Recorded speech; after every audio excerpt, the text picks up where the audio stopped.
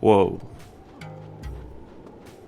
I don't know if any of you guys saw that, but that was crazy. What's up everybody, and welcome back to my Let's Play of The Legend of Zelda Breath of the Wild. In the last episode, we made our way to the Divine Beast, Boris, and captured it. Well, I wouldn't really say capture, more like appeased it, and now it is fighting on our side. But there is still one thing left to do in kind of the main quest portion of Divine Beast, Boris. So, let's get started. So first things first, before we do anything else, as you guys may see, there are some marks on my map, and there are some shrines that I definitely do want to go ahead and get, but we definitely need to finish the main quest first. So let's head back inside here and talk to Riju once more. Oh, you're back. I'm glad you're okay. Truly, I am. Boris is no longer a threat to the town. I'm still worried about the larger threat to Hyrule, but at least my people won't be troubled by Boris anymore. I want to offer you these as thanks for your help. I trust you'll accept them. These pieces of equipment are priceless treasures of the Gerudo people. They were once worn by Lady Urbosa. Since you and Lady Urbosa were friends, it's only right that you have them.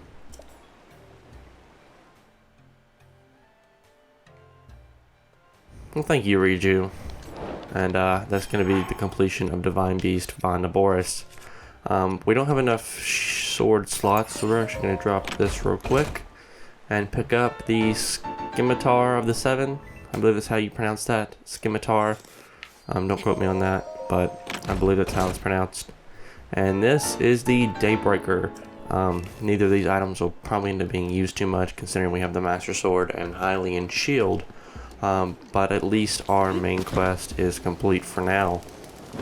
And there is actually one more thing I want to do here in Gerudo Town real quick. I want to head over here, and there's actually a door here, and someone's going to ask for a password. Now there is somewhere where we can get the password here in Gerudo Town, but it's actually going to be G, S, and then C, and then a diamond. If you head over to the pub on the right side of town, right over there, right up there, you can actually find out the password for yourself, and it'll always be the same. And the GSC is always going to be Gerudo Secret Club, and nobody knows what the diamond stands for. Hey, I haven't seen your face around here before. Looks like we got ourselves a rare visitor. I guess I have a suspicious mind, so maybe you don't ask too many questions, and I won't either. You're here now, so thanks for your patronage. Alright, so there's actually an outfit I want to complete, or buy, and it's this one directly here behind us. Saba Saba. That's where it might be Savota or Savak, but here's always Saba Saba. Buy for me, please. I suppose I could, but I won't be paying more than any other trader would. Though I'd love to pick up something rare, if you got anything like that. I believe I do. Actually, I believe we can sell all of this, and grab 450 rubies. And then, let's see, is there anything else we want to sell, maybe? That might be worth selling. That won't be, like, too incredibly hard to get rid of. No, I think we'll leave it at that for now. We each have something to hide, I suppose. Let's ignore that and move on to business. I should be going. Have you ever noticed how the darker it is, the more beautiful the light becomes? Isn't it great, young Vi? Yeah, so she, kind of knows that we're not a female. That'll be 450 rubies. Sure, thanks. And I'll just go ahead and buy the entire piece. Sarkoso. And yeah, this is the most expensive piece, easily. It's a precious item, so be sure to take good care of it. And, oh, I'm just short. Okay, so we're actually have to sell one more thing. Okay, so you haven't been outside in forever. That's kind of freaky, not gonna lie. What can we sell? I want to keep a hold of that, so I don't really want to get rid of it. Let's just sell both of these. We don't really need those, do we? Alright, so, I think now we have enough to buy the final piece of the outfit. Oh wow, we're like literally 4 rubies short. So let me just... Actually, I'm going to need a little bit more than that. So let's actually just go ahead and sell just one of these, I believe. You know what? Actually, let's sell. Let's go ahead and sell 2 of them, I guess. Give us a little bit more money. Alright, so now that that's done, and haha, don't worry, your secret's safe with me. Wow, that's kind of funny. Well, if she can notice that we're, you know, a male, then surprised no one else can. It's kind of strange. But anyway, and actually, is there a chest here? Oh, yes, there is. Let's go ahead and open that. Just don't hit me on the way down. Or do, I guess. And we got a golden bow with the quick shot ability, which basically allows it to be, like, pulled much faster. But, I don't really see a use for it, considering what we have. You know, why aren't we using this wood bow? Well, it does less damage, and I like the single shot more, I would say. There's a goddess statue there, but we've already seen that. And there's actually one thing I want to do right outside of town, and the outfit that we bought is actually gonna bode very well for us while we're out here in the desert during the day. And yeah, the temperature is about to drop a little bit considering it's nighttime, so it wouldn't be a bad idea to pull out our flame blade in order to keep ourselves warm. And our first shrine that we want to head to here in the Gerudo Desert is actually going to be right up here. And oh, there's something new here. It's a hydromelon. It's pretty much just watermelons. There are 5 shrines marked on my map. The chances that we get through all of them in today's episode are very, very, very slim. Shoot you in the face, so you'll leave me alone. And meat won't cook out here, so you don't have to worry about it too much. So let's just go ahead and grab this orb. Hey, hey, hey, hey! The Sandseal Race trophy is obviously only for those who have proven themselves worthy. Cool it with the grabby grabby. Okay. She doesn't have much to say. What do you want? The great Tally doesn't have time to chat with just anyone.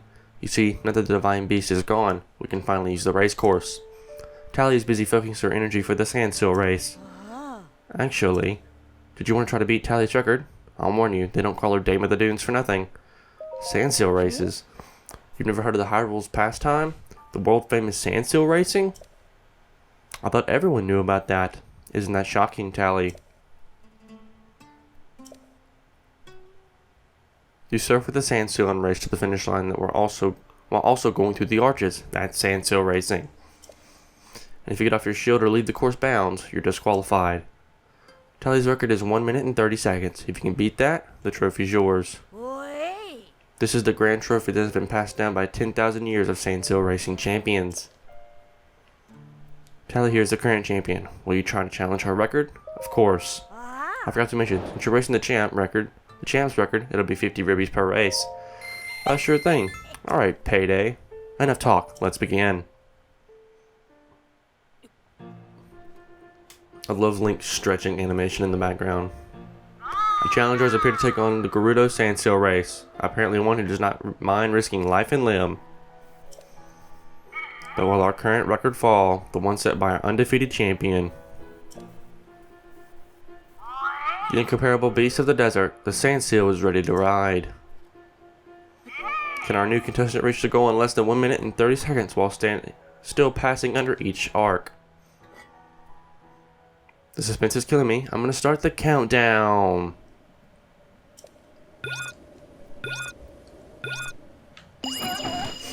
Alright, so generally this little thing here is not too hard as long as you just stay on course and are constantly kind of just spamming the A button. So your Sandseal will dash.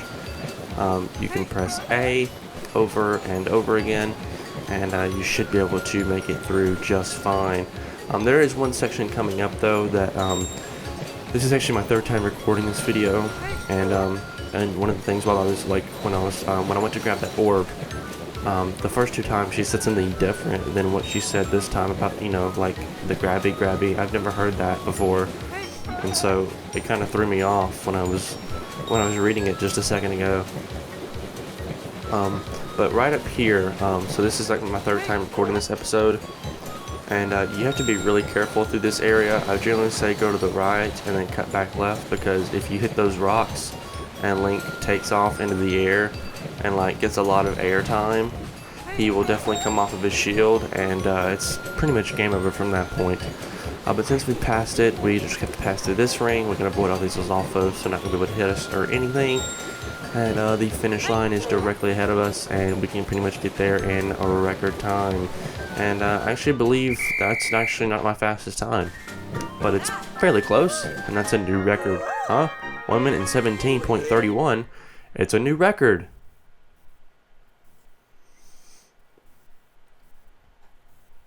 I think my fastest time was like 117.08. And that's generally about how fast I am, and it's generally not too hard to be that fast either. But I've had to record this video 3 times because I'm switching over to OBS, and I've just had some problems with like recording audio until I figured out what I was doing wrong. Perfect. I believe this belongs to you.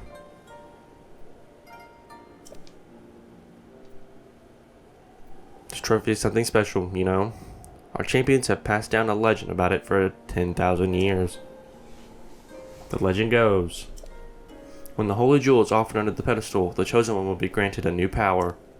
But that power has never been granted to anyone, not even me, obviously. And yet, I sense a power emanating from you, the likes of which I have never felt in anyone else. You should give it a shot. And so, a new champion is born.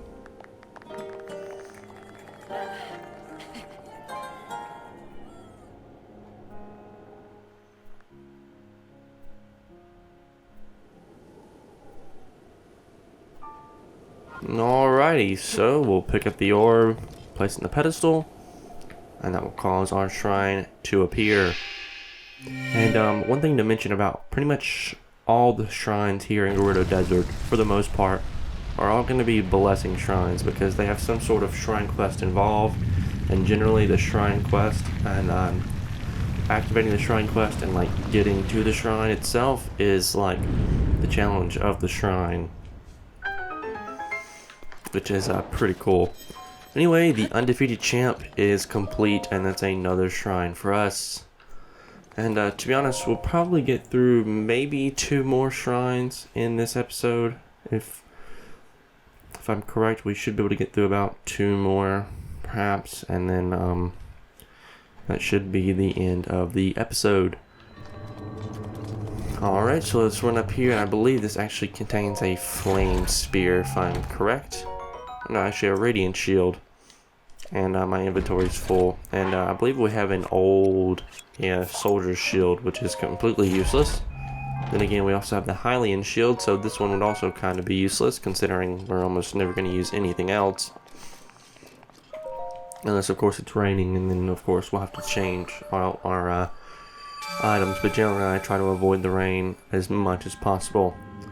And yeah, you've done well to arrive at the shrine. A hero rises from the ashes of Hyrule. Take my spirit orb. Get out of here. I don't want to ever see you again. Then again, I won't because you've disappeared. And so, throughout this entire week, guys, because you'll be seeing this on Saturday, throughout this entire week, I've had to, like, work every day, which is, I mean, not something, like, terrible or anything, but, like, something I wouldn't say, like, used to. Not in, like, a bad term of, like, oh, you know, I don't ever, you know, work or anything, but I'm gonna do it. But, like, this morning, at the time of recording, like, the day of recording this, it's now 11 o'clock. I had to get up at 5 o'clock to be somewhere at 6, and then had to work from then till about 3. And then I got home, got a shower, and I wasn't so much of, like, I was sore and tired from the work. It was just so much that I got up so early and got so little sleep. Because generally, I'm just a late nighter, and I tend to stay up very, very late. And so I just kind of was, like, pulling a late nighter, and then when I got up the next morning, I had about 2 to 3 hours of sleep. Luckily, tomorrow morning, I don't have to get up quite so early. I only have to be at the place I need to be about 9 o'clock, so I'd get a couple more hours. And so generally, it'll be easier for me. And I'm just going to avoid you altogether, buddy. Alright, let's just get out of here, please. Let's avoid that. And we're headed right down here. This way. There they are. Yeah, so there's 7 statues here. And if you start from the one that's directly in front of me, so as you can see, there's kind of an entrance right there, kind of in this little valley where it opens up. And if you start to the one that's directly in front of me, that would be on the left of the entrance, or to our right. You can count 7 of them. And there are 7 orbs to be placed in pedestals down there at the bottom. But each of these statues has a different symbol, which is it's either going to be on the wrist, the forehead, like the chest, or the feet of the little kind of statues here. And one of these has an orb on the top of its hands, and that's why I had to glide from the top down in order to make sure I could grab this orb here. And a quick kind of collection kind of thing for this one here is I don't believe there's the symbol for this one is up top here. I actually believe it's down below, but if you actually pay attention to these, they're almost all going to be the colors of the rainbow. So you'll have red on the first one right over there, orange, yellow, but before you go to green, blue, and purple, you actually have gray in the middle right here, and then you'll have gray, and then you'll have green, blue, purple. Alright, so this one is blue. Purple should already be in its place. If I remember correctly, purple should already be there. Yes, it is, and you won't have to pull any of them out if they're already in a slot. Alright, so the gray goes in the middle, and try to reach over here. Okay, we'll just move closer then. I'm just gonna try to reach over and like pull it farther, push it. Oh, come on now. Is that one down there by the... or is that a chest? No, this is an orb. Okay. Yeah, so I wouldn't always go by the fact that, like, oh, there's one near this statue here that must be it. That's not always correct. That one should go in there. It'll roll in just fine. We can use magnesis to look around to make sure we've grabbed all of the balls. And is orange already in its place, perhaps? No, it's not, but neither is red. So we're actually missing one of these. But this one actually does go here in this spot. This is orange.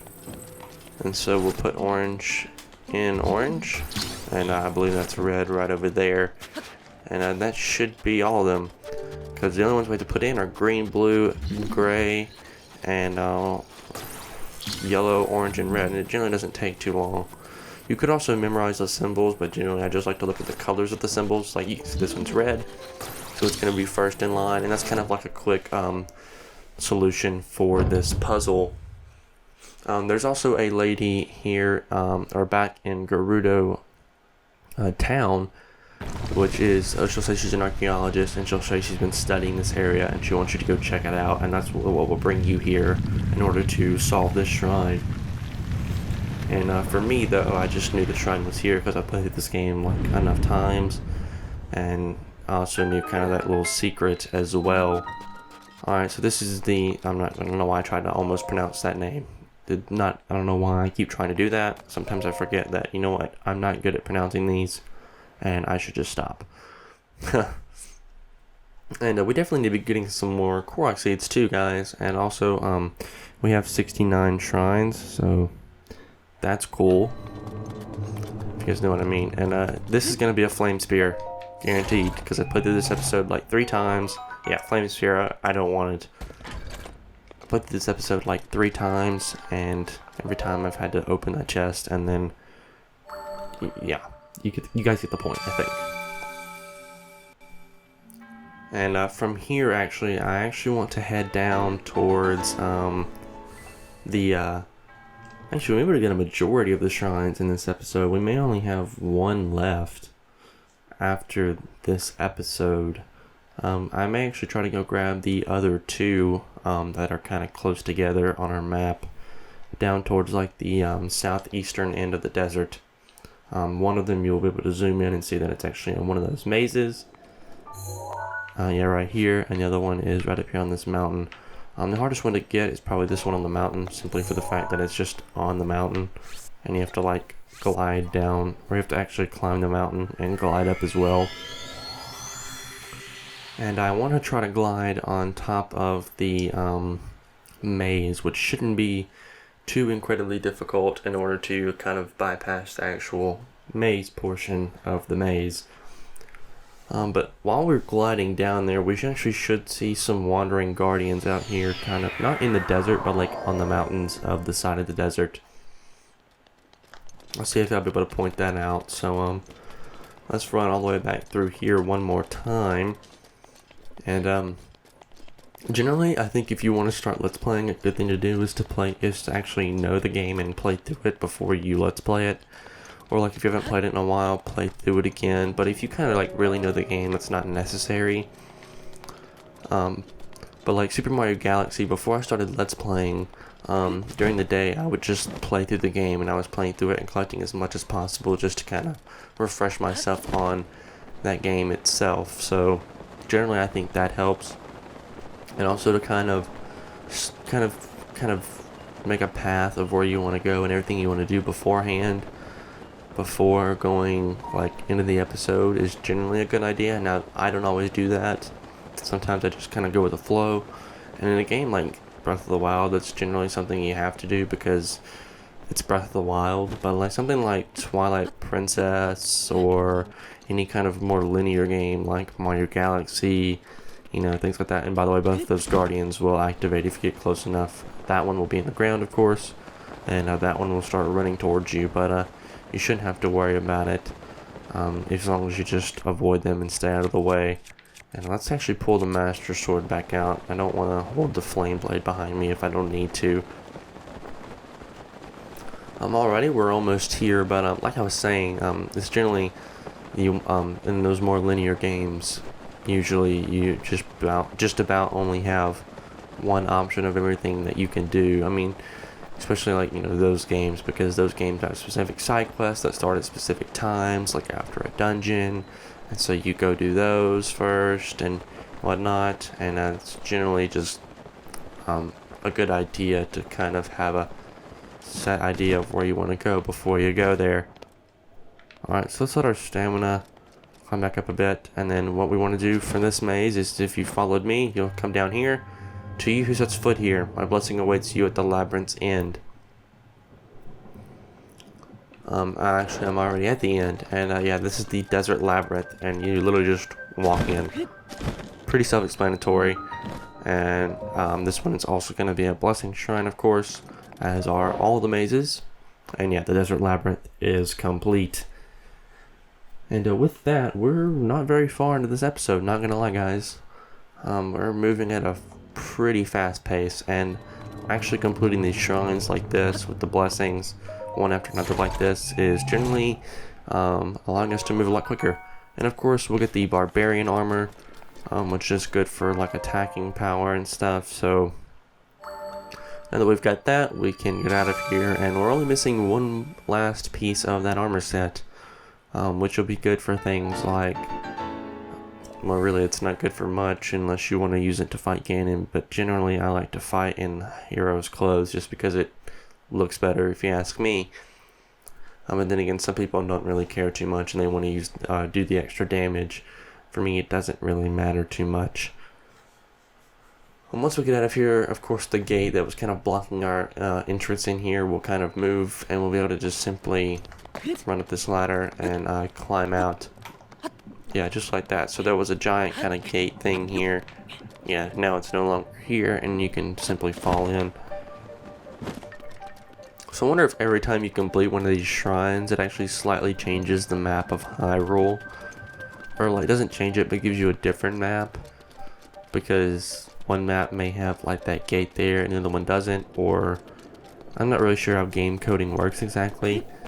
But like, I know for like Skyward Sword, you use kind of stuff like that, like, because like, you know, you have like the loading screen version of like, so like if you're, okay, so Skyward Sword has this thing that speedrunners use called bit magic.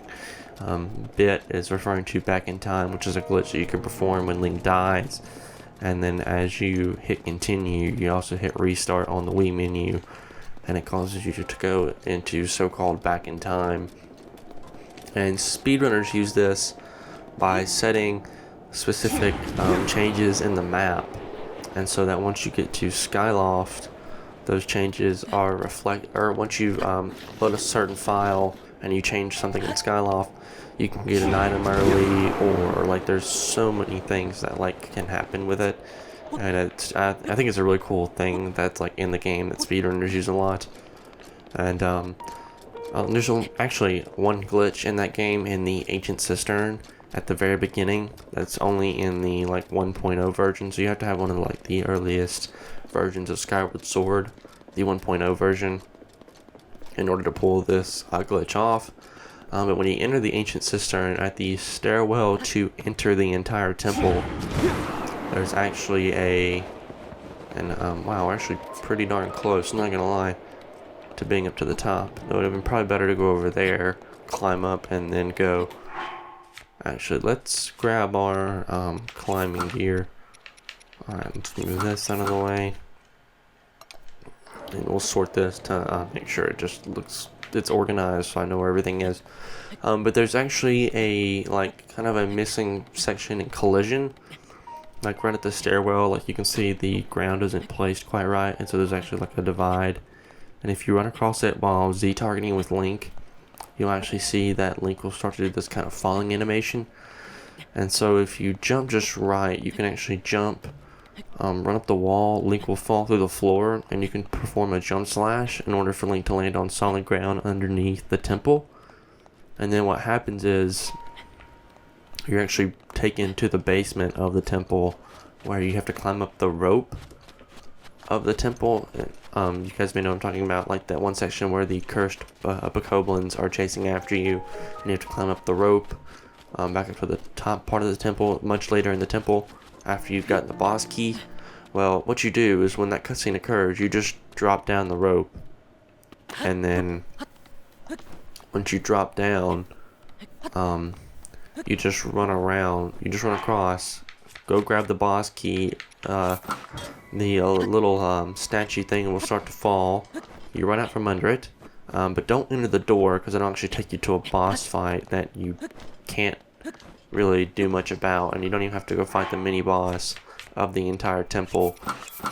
And then what you do is you just kill yourself with bombs. Come here, buddy. Yeah, you get this guy with any sort of fire weapon and he's gonna die instantly. No big deal. And I don't want that Traveler's Claymore, but thanks anyway. Alright, so where we're actually headed is right up there. You can see the pedestal right there. So we're obviously gonna have to do something with that. But we need to climb up here first. Like I was saying, you can run, grab the boss key, then you kill yourself with bombs, and then you actually, when you die, you just reload, or you just hit continue, and then from there, all you have to do is, you'll end up back at the entrance of the temple with the boss key, and then that's pretty much it. You just, you can actually enter, you still have to go and get, one small key in order to open up the central kind of platform and whatnot. I don't want this to roll too far. Alright, so this one, this snowball is quite big. I actually want to lay it right there for the moment. I don't need to roll too much. I don't need to get too big. Please stop rolling so I can pick you up eventually. And so what happens is so you end up back at the beginning of the temple. You grab the small key, open the little area there, and since the statue fell when you were picking up the the boss key, everything's actually, you actually enter a room higher than you're supposed to. So you drop down one floor, and you can grab the whip without any sort of mini boss fight, and then you exit the temple, and you also get a glitched out cutscene at the boss room door, but it skips the entire dungeon, and I thought that was pretty cool. Anyway, this is the Mountain Peak log, so let's read it. This is a log of my findings concerning the shrine that sleeps on a snowy Gerudo Peak. Discovery log, day 1. It came to this snowy mountain intending to find the ancient shrine that was written about in the old text. The shrine slumbers near the pedestal on a snowy Gerudo Peak. I believe I've arrived at the pedestal mentioned in the passage. Discovery log, day 7. It's been 7 days since I've arrived at the pedestal mentioned in the ancient text. Unfortunately, I'm eating through my food provisions more quickly than I anticipated. On a brighter note, I found an explanation in the source text that may be the key to this riddle. When the snowy mountain pedestal glows, cast a cold shadow onto its core. I noticed a faint glow to the pedestal for a short while each day, but how to cast a cold shadow onto its core? It seems like this calls for further research here. Discovery log, day... No, I've lost count. I feel like I'm a hair's breadth away from unlocking the secrets within the pedestal. I'm certain that casting and cold refer to a specific type of shadow, but I've run out of food entirely, and I doubt that I'll ever have the tools to do the job, whatever they may be. Alright, so this is the secret of the snowy peak. So the secret of the snowy peak is quite simple. The pedestal's down there. We can stand here and cast a shadow onto the pedestal down there, but only at specific times of day. And that's generally between about 2 and 3-ish, I find. So as long as we have a big enough snowball and it quits rolling around, and if it gets too big, you can always hold a flame blade next to it and it will melt just a little bit in order to ensure that you can pick it up. Do that for just a second and it'll shrink enough where you can pick it up, and then you'll be able to grab the pedestal. But I was playing through Skyward Sword not too long ago, actually kind of like I think I finished about 2 weeks ago now.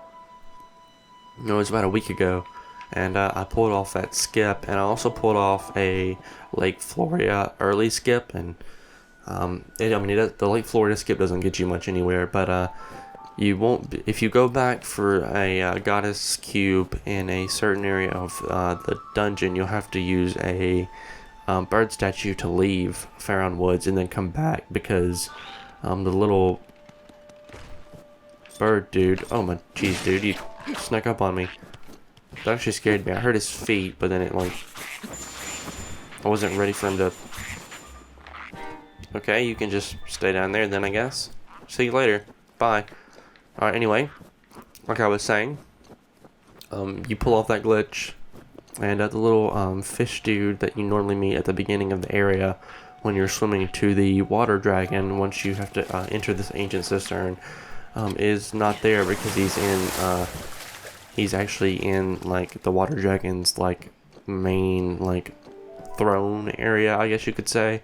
And so she never opens the door for you, so you can't actually enter back into the hall once you leave, which is pretty cool, and it's kind of funny.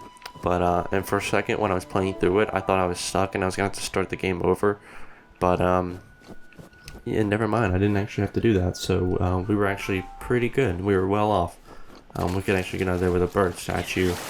The only thing I had to go in there was like a chest and a I believe it was a goddess cube, and that was pretty much it.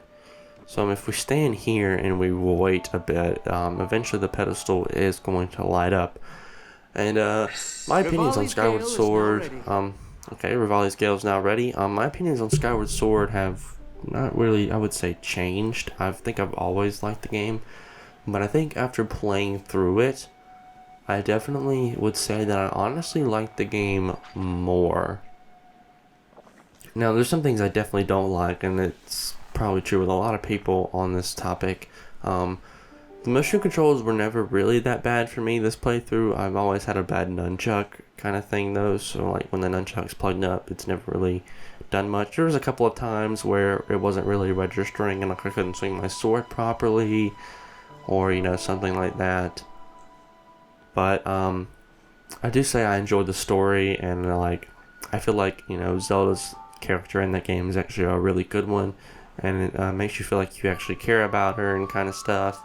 Motion controls they're alright. They could have been executed probably a lot better. Mephis Grace is ready. I don't know when we ran out of hearts. I think it was the boss fight from our last episode. Alright, so this pedestal is about to activate, I'm sure. Probably close to 4 o'clock.